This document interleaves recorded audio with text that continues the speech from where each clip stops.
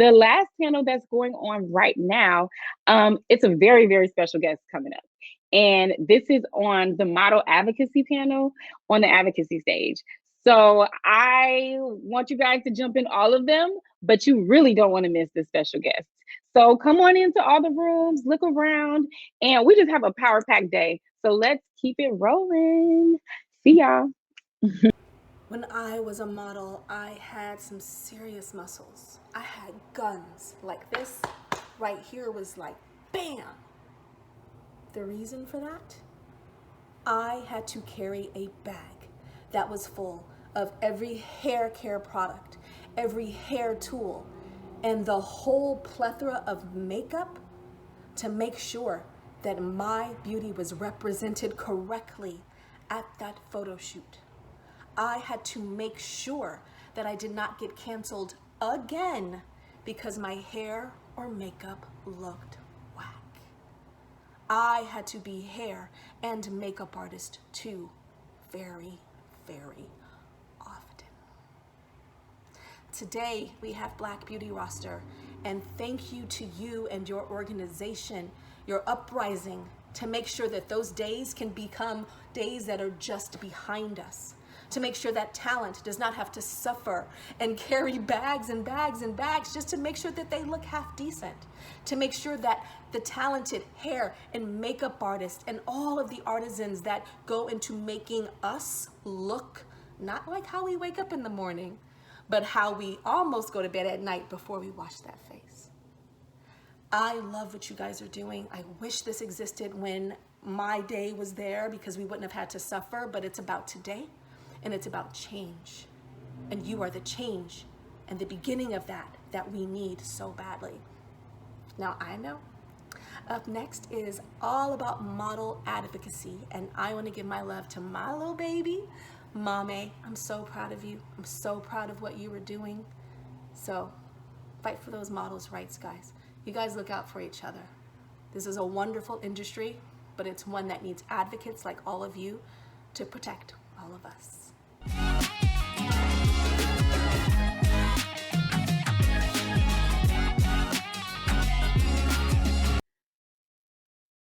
Hello and welcome. My name is Sara Ziff, and I am the founder and executive director of the Model Alliance, a labor advocacy organization for people working in the fashion industry.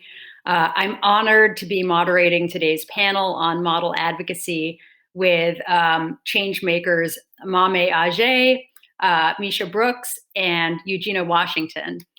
So now more than ever, models are becoming more outspoken about the need for safe and equitable working conditions.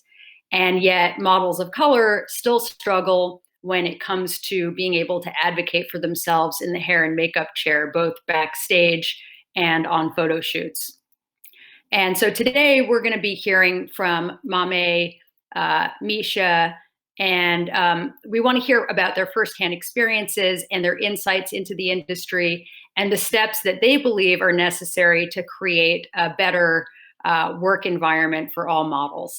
So let's start with a round of introductions. Mame, as the co-founder of Black Beauty Roster, do you want to kick us off? Sure. Thank you so much, Sarah, for an amazing introduction to the panel and the work that we're doing.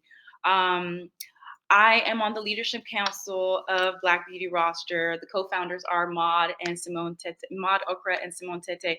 How this even began was me being frustrated with the fact that I was always having to go on set and doing my own hair and makeup. And so by putting a post out, I was finally able to connect with Simone and Maud, who saw that there was a real need and that we could partner on this initiative.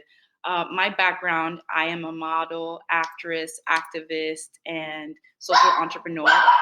Excuse my puppy. She does not know I'm doing an important meeting right now. As a social entrepreneur, my main goal and focus is always to work on initiatives and projects that speak to who I am and to make space for people that look like me in whatever space that I work in. And right now, the space that I work in is the fashion, beauty, and entertainment industry. So I really wanted to work on something that brings more equity into the industry. Awesome. Thank you. And Meisha, how about you? Could you give us an introduction?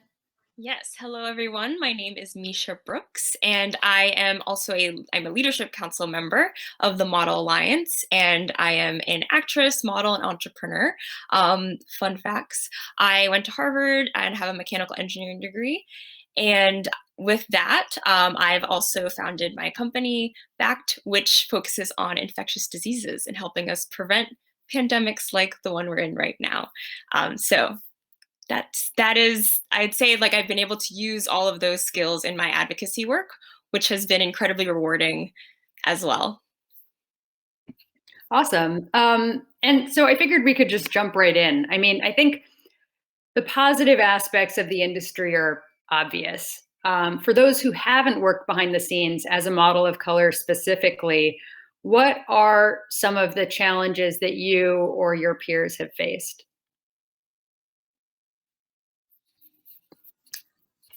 I'd say one of the biggest challenges, I'd say, it's uncertainty. You never know if the staff on set, if they're going to be prepared.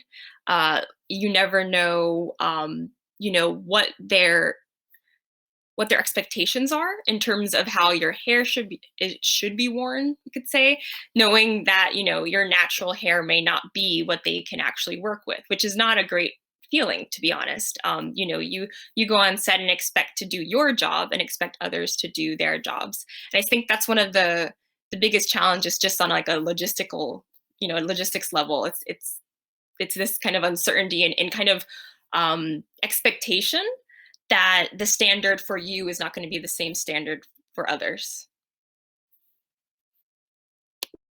And that's been my experience as well.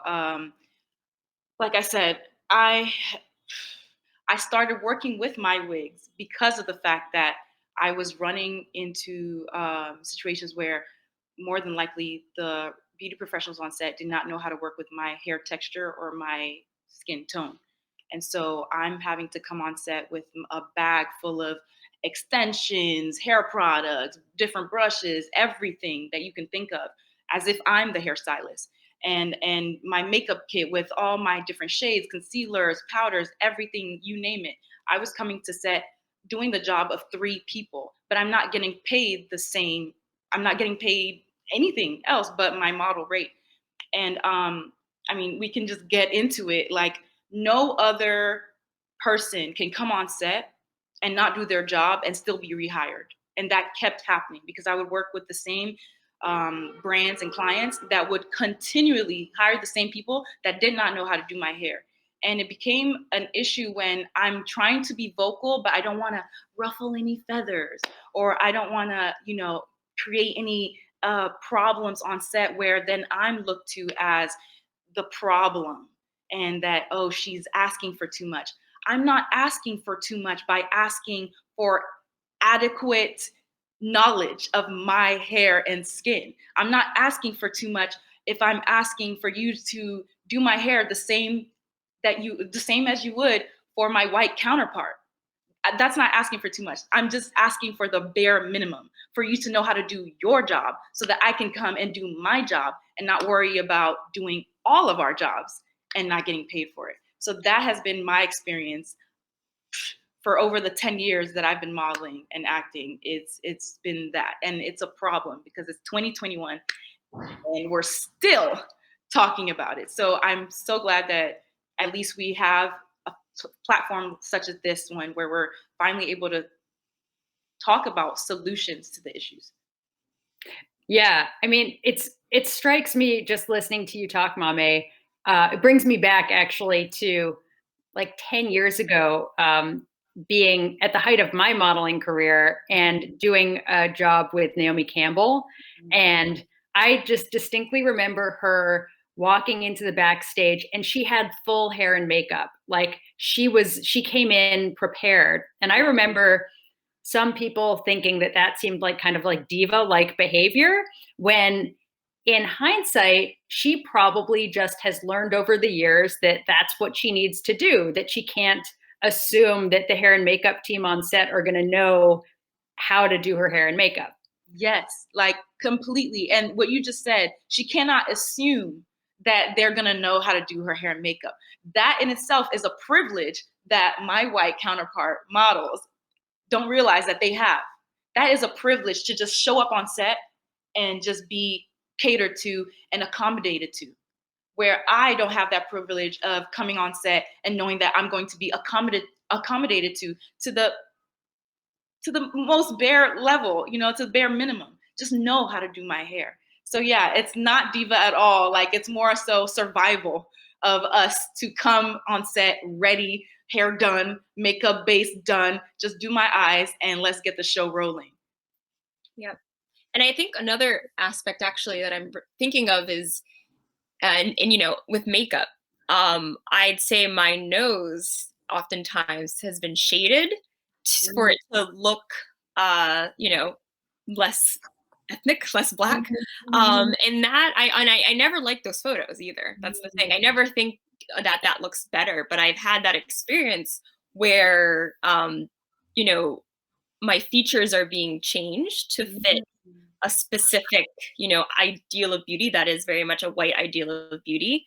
And that can be incredibly disheartening, and frustrating, definitely. And also something to add is that even just this affects us even in the casting process, where that how you wear your hair, that can actually affect your chances of being cast, because oftentimes the professionals that are in front of you are not of color, and they are not educated in understanding that our hair can become many different things, and so they can't look past how you present it in that moment.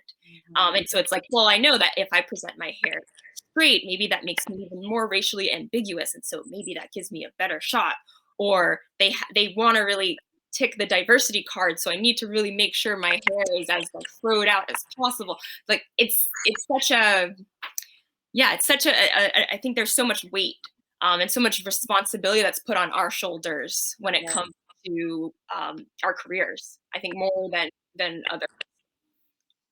Meisha, thank you for that. And I just want to pause really briefly and acknowledge that Eugena Washington is here with us. We're so happy to have you. We did very brief introductions. Do you want to just take a moment to introduce yourself? Oh, hi, everyone. I'm Eugena Washington. I've been in the fashion industry for the past, 15 years. I am a makeup fanatic. I study makeup. I study beauty. Beauty has been pretty much my bread and butter in the industry. And I have a skincare line. It's called Faded Skincare that we just launched in December. So that is who I am. Very cool. And we kind of touched on some of the experiences and insights that you have had with respect to hair and makeup. What do you think needs to change in terms of hair and makeup on set? Is it a vetting process, general awareness? What do you think is necessary? And I'm putting that to all of you. Thank you. I think number one, the vetting process is absolutely necessary. There have been so many shoots that I've been on, and what I've had to learn how to do is ask who the makeup artist is first. And I would go on their Instagram and see if they've ever done any dark-skinned complected woman. And if they haven't, then I definitely don't feel comfortable working with them. There have been so many times where of course, my complexion has been off, and I look pale, or just a lot of the makeup artists don't know how to do our skin. And so it's hard as a Black woman on set because most of the time we're the only one. So the feeling of being the only one, and also just the feeling of not really being seen as beautiful or necessary by the fashion and beauty industry, and then you're the only one on set, and then the makeup artist does your makeup wrong, and then you feel off and you don't feel beautiful, and you honestly don't feel, and you feel out of place.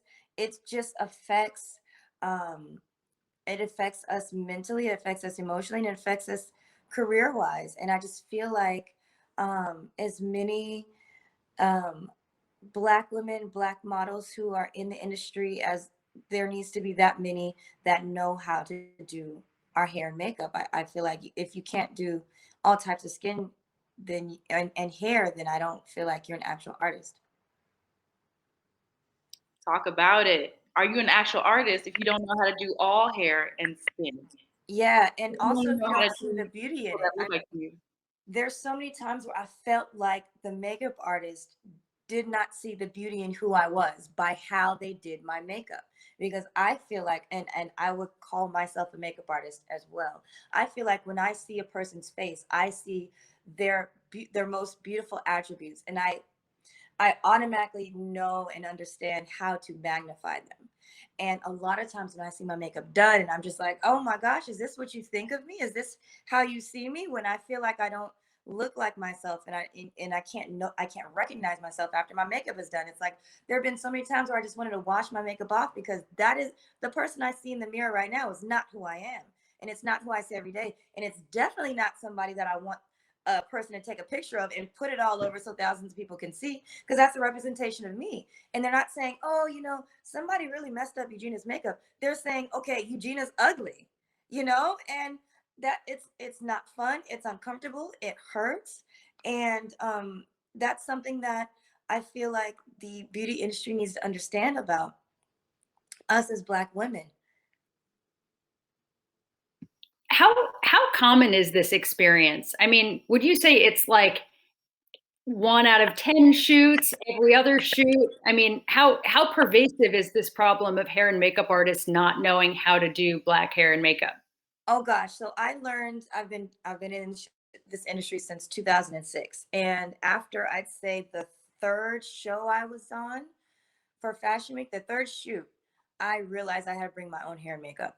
Or I'm sorry, I realized I had to bring my own makeup bag so I can fix my makeup, and I had to either come with my hair already basically laid, I had to come with my edges already done. I had to come with my hair kind of like pressed out and halfway done, because I was always being like messed up. And it's just been like that. I would say, gosh,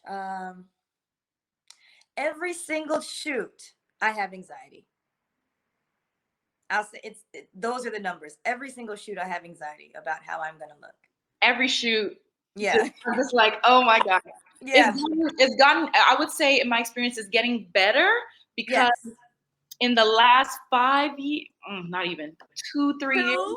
oh my God, these makeup brands are realizing that there are darker toned people in the world. Wow. Yeah. And they are actually making shades that fit us.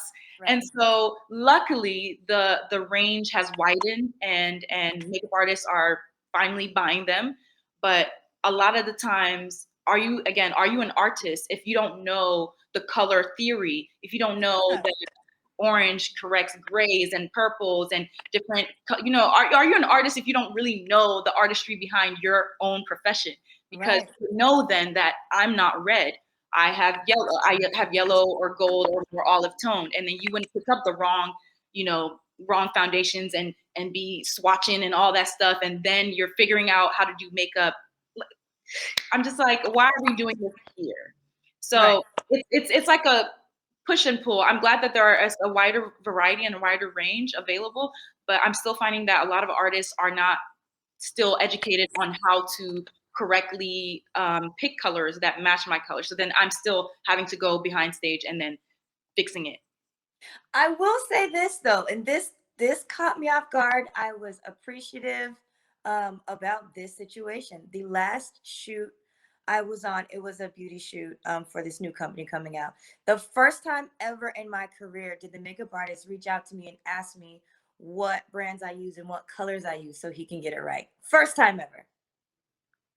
That's great. I mean, that's the thing. It's like, I think people should realize, if you don't know, educate yourself. And obviously, like, you would appreciate them reaching out to you way more than obviously them coming unprepared. It's like, don't be embarrassed. Let's just get this fixed. Now you know. Now you can tell your friends that don't know. Come prepared. Share the knowledge. Pass it on. Right, and it's about learning. I mean, we don't know everything, I'm always like, okay, I understand that you've been working in this industry, you've been a makeup artist for possibly 10 years, but this is the first time you've ever seen me. So I've seen myself every single day. So I have more insight on me and my skin tone and my complexion than you do. So it's not even a battle of like who's better. It's about learning, Because if I can come and teach you something about my specific skin tone, you'll learn something. And then, like you said, Meisha, you can pass it along. And when you work with the next girl who has a similar skin tone as I do, you know something. Meisha, I want to ask you a little bit about your experience with the Model Alliance Leadership Council. Could you talk a little bit about what drew you to being part of the Model Alliance and the organization's work? I'd say number one, that it's desperately, desperately needed. We are in one of the most profitable industries, the largest industries in the world. And for us to not have protections for the workers, its workers, is insane. It's insane. And I myself am educated. I walked into the industry, feeling very much prepared for what I was entering into. And I myself faced financial abuse where I was working and not getting paid. And so we have a system that is so flawed that anyone, doesn't matter your background, your education, anything like that, that you can fall victim. That is one that needs a systemic change. And so we as models are not protected under the law. We are categorized as independent workers. There's no HR.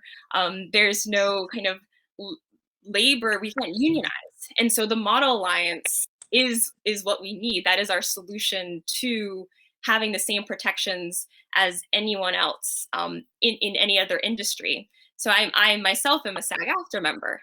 And so I can see directly what we can be in terms of having creative careers and really having an industry that, we are able to enjoy and embrace and celebrate the beauty and the creative art that we have, and also have a legally binding commitment where people who have the power are held to a you could say a human standard, a basic human standard, and that there is a way that if we have bad actors, that can be addressed. That there are not, it's not that just we can have performative action or performative kind of advocacy for racial diversity and kind of anti-sexual abuse campaigns. It's something where we have a real way to make change. So that has been my biggest motivator in the work that we've been doing at the Model Alliance. And it's wonderful to know that with the Respect program, that can be a reality. And we just need to kind of push that along and have the people really want to be change makers. Can I say something on that regard? Because I just learned something.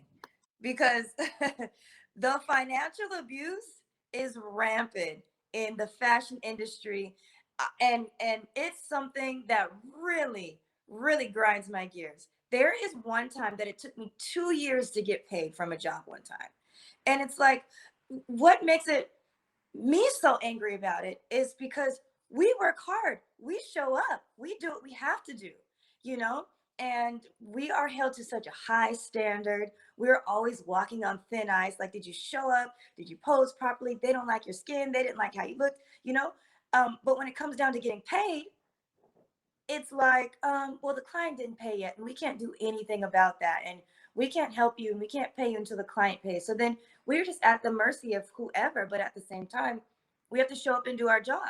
So it's kind of like slavery in sometimes, because we're working for free.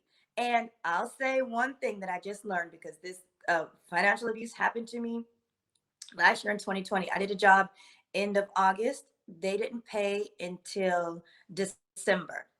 A friend of mine told me that in California, the client has 30 days to pay. There was a law that just got passed in 2019. I can't think of it off the top of my head, but Meisha, it's a law that got passed in 2019 that says if a client doesn't pay within 30 days, then each day after that, the client has to pay a time and a half, the day rate, or twice the day rate, or something like that. Yes. So there is coverage, just everybody doesn't know about it. I think that's just in California, though. Yeah, that's a California thing. I think, I don't know. I You know think we about that? talked about it. Yeah. Because I got connected to a friend of mine who endured the same kind of thing, and sought the help of a lawyer, and he explained to them um, these, laws that do back us up, but we don't know about these You things. know. So, thank you so much for the work that you do, Sara and Meisha, with the Model Alliance in, you know, having these kinds of resources available for us to be able to know our rights that sometimes are not told to us and that we don't know are even exist. It's really sad that we don't have a union, and it's really crazy that we can't somehow unionize. But then on the acting side, like with SAG, they're sharks. They take care of everything. Oh gosh. And so it's just crazy. I mean, I love Model Alliance and the work that you're doing, and I really believe, like, I might be jumping ahead, but as far as solutions, with the in accordance with the respect program, finding some kind of way to making it an industry standard to pay models if they have to touch their hair and makeup. That's one thing that I hope that Black Beauty Roster and Model Alliance can somehow collaborate and work with on making this an industry standard, and also creating because you guys have other things that you're working on that makes them have to um, follow you guys, and also have consequences when they don't follow those rules, and having a legally binding, terms surrounding our agreement. It makes them more, like, apt to actually follow.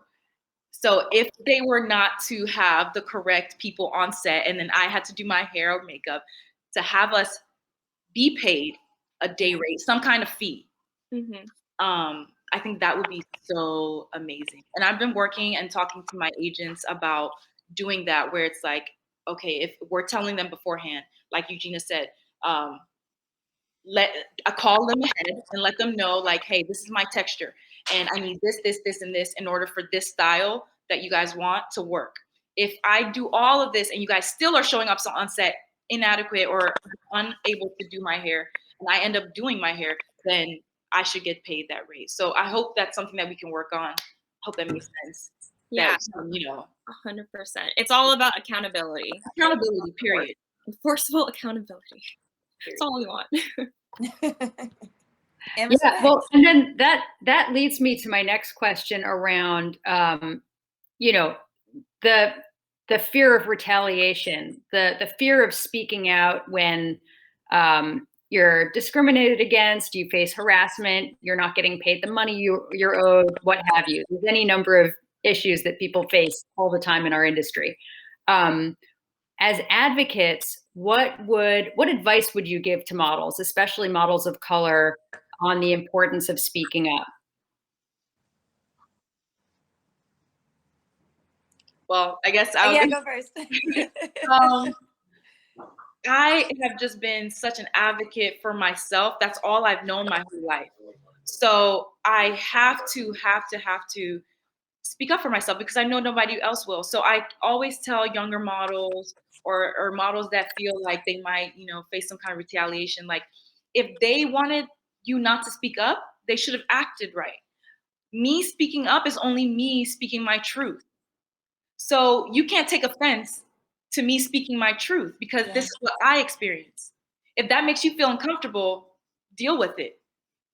You should have done your job so that you don't feel uncomfortable. But me speaking my truth should not make you feel uncomfortable. And so for them to then try to retaliate against me or not hire me anymore, that we can't control those things. But I'd rather walk away with my dignity and knowing that I stood up for myself and people that will come behind me, than just closing my mouth, taking the abuse, continuing the abusive cycle of us just not being catered to and accommodated for, because apparently we're just not important enough.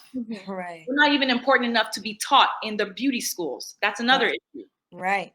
So we're not even important enough to be taught in the beauty schools. And that's why you're showing up here on set unknowledgeable, not knowing how to do my hair, and you think it's totally okay, and using that as an excuse. It's not okay. So I'm always advocating for myself and telling other models to speak your truth and speak to the experience, because you're only going to help, if not yourself, those who come after you. And that for me is enough. Yeah. And I think something also, especially those watching who maybe don't know this, is that the power structures in fashion are also complex, right? Agents are supposed to have your best interest at heart. Um, and it's supposed to be that they work for us, but oftentimes it is very much feels the opposite, right? Where you're having to kind of prove yourself. And I think oftentimes models who like they have the most power in the room and the least power in reality, right? Um, in the structure that's been created, you are afraid to speak out. You don't want to upset um, clients or agents or anyone. And I think in those moments, especially when I've there have been people who are threatened with deportation if they don't do certain things, right? Because we do have a lot of not everyone's American, right? It's very much an international industry. And in those instances, one thing that is really wonderful also with the Model Alliance is we have a support line. It's discreet, it's free.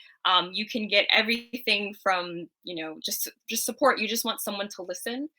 You don't maybe you don't want to necessarily act on kind of the advice, but you just want someone to listen, as well as legal support, and especially when someone is threatening you, and you really want to work out what's the safest approach to move forward.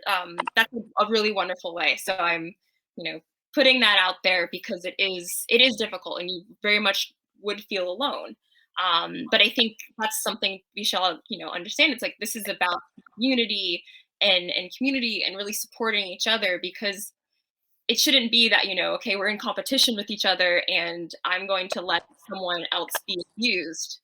That's not good for anyone, right? I think it's in everyone's best interest that you act out, because it also makes people who are doing wonderful things, who are having trying to implement their practices, that it makes them look bad. And so it's all about kind of making this just a positive industry for everyone. I think that for me, and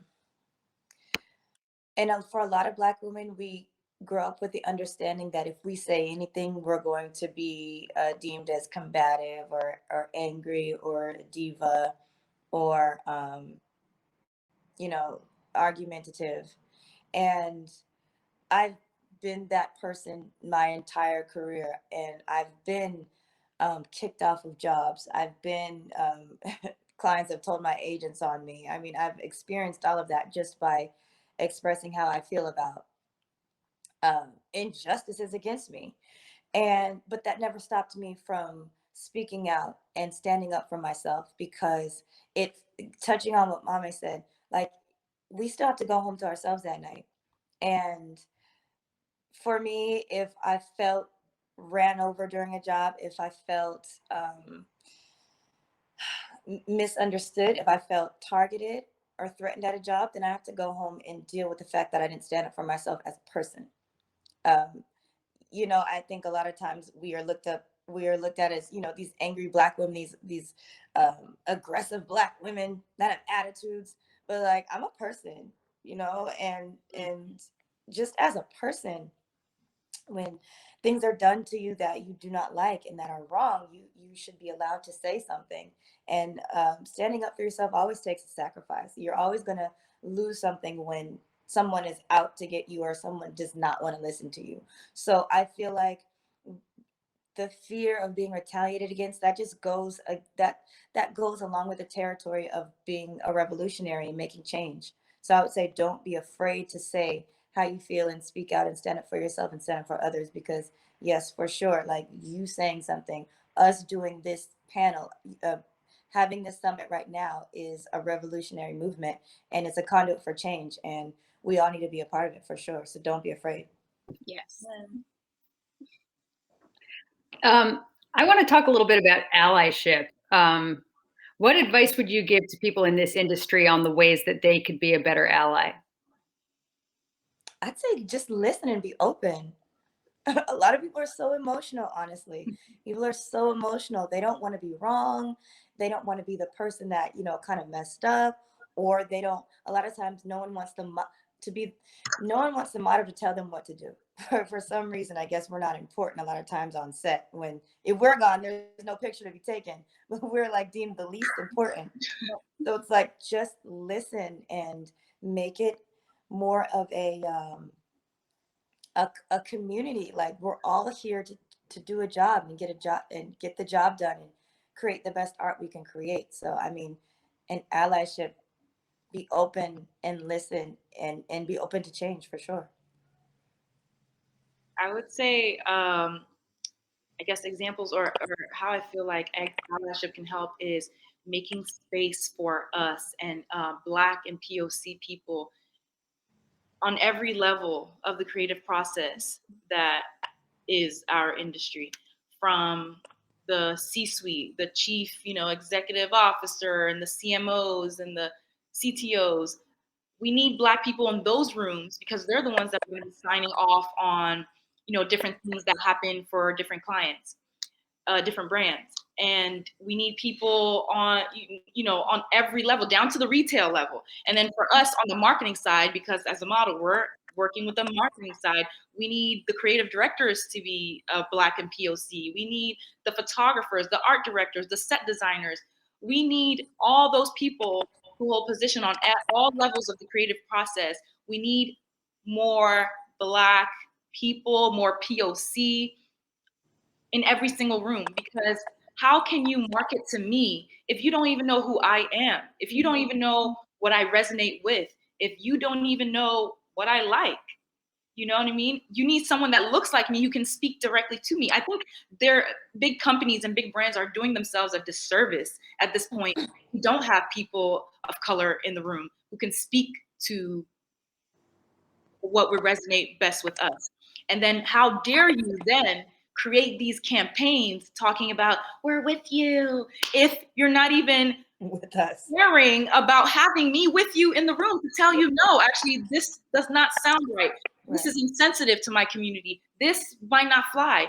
And then in certain cases where there are people that look like me in those rooms, they're not empowered to speak up because for fear of retaliation. They're not empowered to speak up. When they do speak up, they're reprimanded in some way. And I think that's the at the end of the day, I think that's like the biggest solution to all of this. We're tired of campaigns like the one that H&M released with a Black boy and Monkey of the Jungle, and then the white boy and the King of the Jungle next to each other. Like, did that not look wrong to anybody on set or on the in the agency side of things?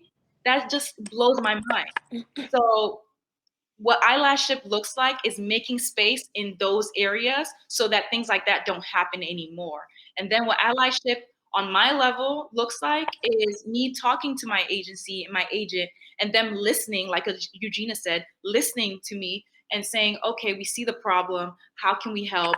And now actually asking the brands to, vet their makeup artists and hairstylists and other creative professionals that are on set to make sure that not only am I accommodating to, but I'm not walking into some crazy situation that's going to make me look crazy. That's allyship, using your privilege, whatever that looks like, to help other people who might be disenfranchised in some kind of way. Yeah. I guess I would say it's proactive empathy, proactive listening, right? Yeah. It's one thing to say, okay, I understand, got it, but you have to use your privilege. Use your privilege to understand that, like, not everyone has the same ability as you. Not everyone has the same power as you. Yes. And it is up to you to actually really make that change. And it's not up to, obviously, yes, this summit is wonderful in that it is educating, but it shouldn't be the responsibility of those who are affected to educate, right? We should seek out the solutions, recognize where there's a problem. And if they're literally who are screaming saying there is a problem, I think that is the same for, systemic racism in the US, country, in the world. And, you see there's a problem. It's obvious.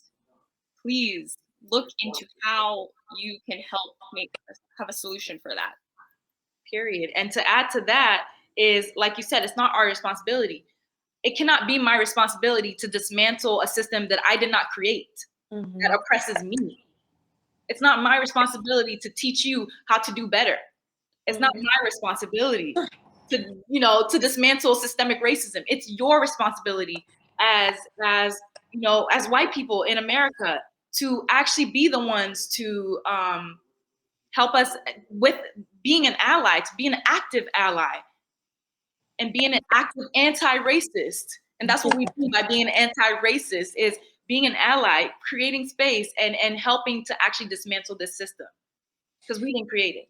And my thing is, you have to actually care, because there's a lot of this all lives matter, we're all human beings, and we're all human beings thing. But it's like, if we're all human beings, then you have to care as if we're human beings. Like, I feel like it goes to the sense of down to the individual. Like, how, as an individual, do I feel about Black people, Black women, the things that they're going through, and how can I, as another person, like, help that? I mean, I think everyone has to have just a sense of just actually caring about it and wanting to see a change, like on an individual level, and then we can get there. That's why we're saying it's not our responsibility to make you care about us. It's like, how do you actually, as a person, feel about this situation and what we're all going through? It's just a level of humanity there. We're all here in America. America is a melting pot of different races, colors, and cultures. Nothing about that is going to change. So I think it's just time to change your mindset about who you think is important in America and who you think isn't, because a lot of things are changing right now. And if certain demographics aren't going with the change, then, like Mama said, it's a hindrance to not have Black people in these C-suites and in these places of leadership, because we're moving forward, and either move with us or kind of get run over. I don't want to say that, but it is what it is. Right. Yeah. I think it's really helpful because I'm hearing from all of you this broader context of, obviously last year, the Black Lives Matter movement changed the national conversation around racial equity. And I'm just curious, we have just a few minutes left. In the last several months, what changes have you seen, and what do you still want to see change? I guess I'll go.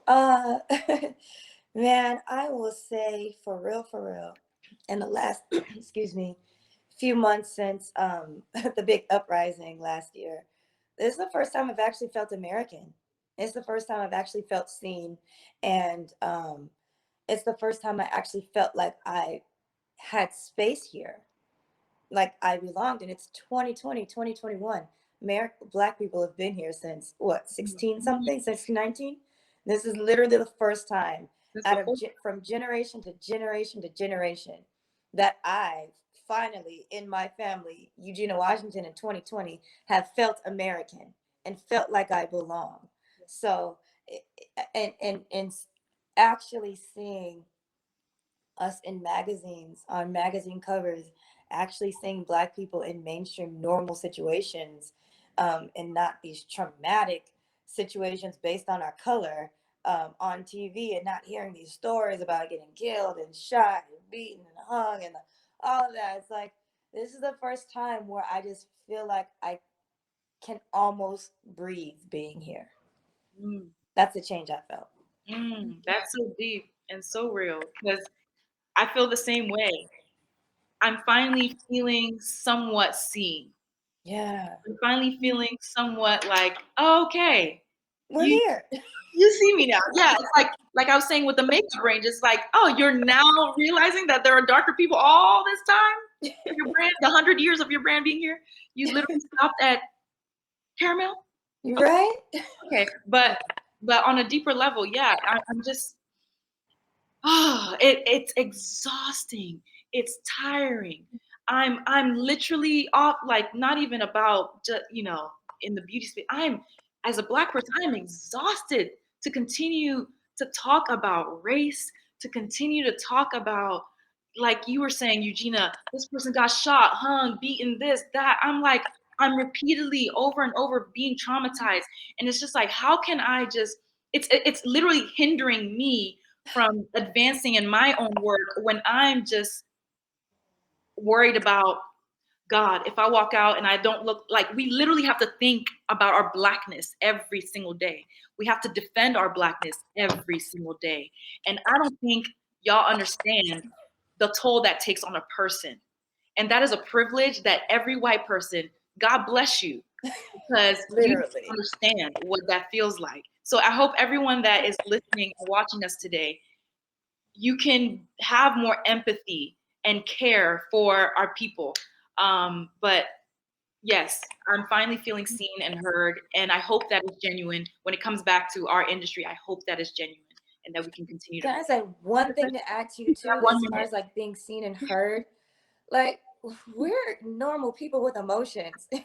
Mm-hmm. You know, like we have emotions. I love how you explained how it felt, Mama, because like I feel like we're just seen as these magical unicorns that are strong and, you know, cannot be taken down. And the only way we can be taken down is if we're shot in the street. And it's like, gosh, finally feeling like people see us as actual human beings. Yeah. And not these mythical like work creatures. It's 100%. it's wild. I think Meisha, I was like, one last thing is that the fact that like marketability, like the fact that like diverse faces will sell your clothes. Yeah. Like someone can see beauty in us and say like, oh, I want to wear that even if they don't look like us. And look at the most of the world does look like us. Like that's, you know, statistically, if you want to go about numbers. And I think that's just one thing I think the world is, you know, they're opening their eyes to. So I think that is a really good place to end. I know we're out of time. Thank you all so much for your insights. And yeah, you guys give me hope. And it's been an honor to spend this hour with you. Thank you. thank you so much. Thank you so much. This was Everyone for wonderful. listening and watching. Thank you.